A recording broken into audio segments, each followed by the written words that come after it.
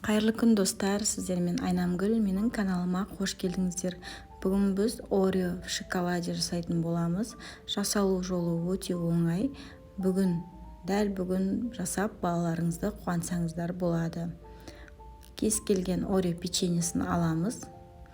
Пайдаланбас бұрын 1-2 сағатқа тоңазытқышқа қойып алу керек, ішіндегі начинкасын қатыру үшін. Себебі қазір біз оған таяқша түйрейтін боламыз. Сол кезде печеньеміз қатып тұру керек. Және де сынған печеньесі болса пайдаланбаған жақсы. Осындай менде таяқша, бірақ мороженыйдың таяқшасында кез келген таяқшаны пайдалансаңыздар болады. Печеньенің 2 ортасына түйреміз, бір 5-7 миллиметрдей түйреміз.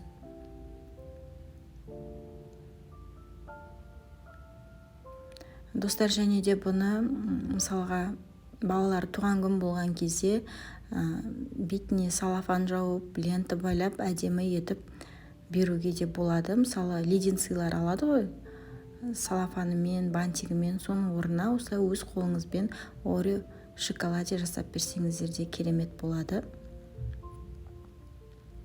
Барлығын түйреп шығамыз видеодағыдай.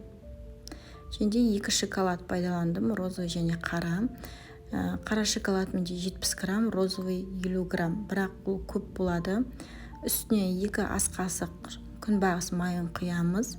Негізі 30-35 грамм шоколадта жетеді. Және де мен микроволновкада ерттім, немесе водяная баняда ертсеңіздер болады. Егер микроволновкада ертетін болсаңыздар, 30 секунд сайын алып былғап тұру керек. Мен 3 рет салдым микроволновкаға, 30 секунд салдым, араластырып тұрдым. Ішінде осындай түйіршіктер қалса ештеңе етпейді, қасықпен былғап ертіп аламыз. Енді осылай Орео шоколадымызды батырып аламыз шоколадқа.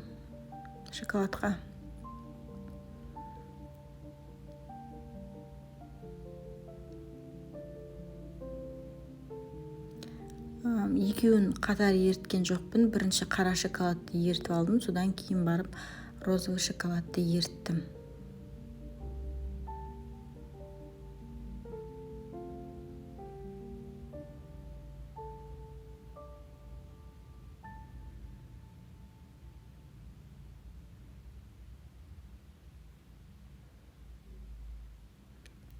Видеода көріп тұрғаныңыздай ішінде түйіршіктері бар, бірақ осылай қасықпен былғау арқылы, араластыру арқылы шоколадымыз ериді.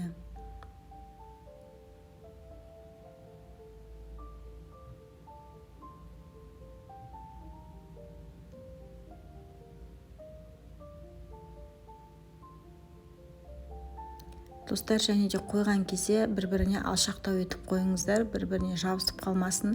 Және де астына міндетті түрде пергамент қағазы болған жақсы. Егер де тарелканың немесе темірдің үстіне қоятын болсаңыздар, қатқан кезде қатты қатып қалады да, сосын алынбайды. Алғанның өзінде де печеньеміз сынып шығатын болады. Үстін мен присыпкамен әрледім, тек 2 печеньені ғана әрледім. Қалған шоколадтың өзімен әсемдейтін боламын. Немесе ұсақ присыпка болса да жан-жағына айналдырып сеуіп шықсаңыздар болады. Енді ол әркімнің өзінің фантазиясына қарай. Осыны тоңазытқышқа 10-15 минутқа қойып аламын. Шоколадтарымыз қатады. Қалған шоколадты мен кондитерлік қапқа және де салафанға 2 түрлі етіп құйып алдым. Салафанға құйған себебім сізде кондитерлік қап болмаған кезде көрсетемін деген ниетпен. Жанындағы артығын алып тастаймыз, сосын ұшын құйып әрлей береміз.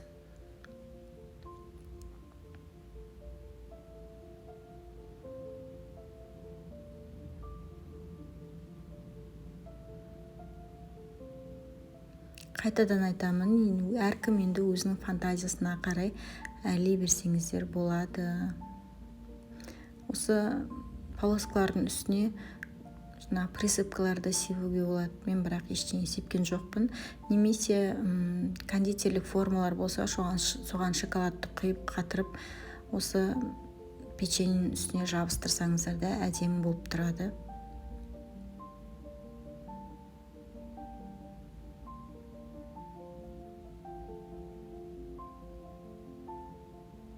Тоңазытқышқа 10-15 минутқа қатырып аламыз болғаннан кейін.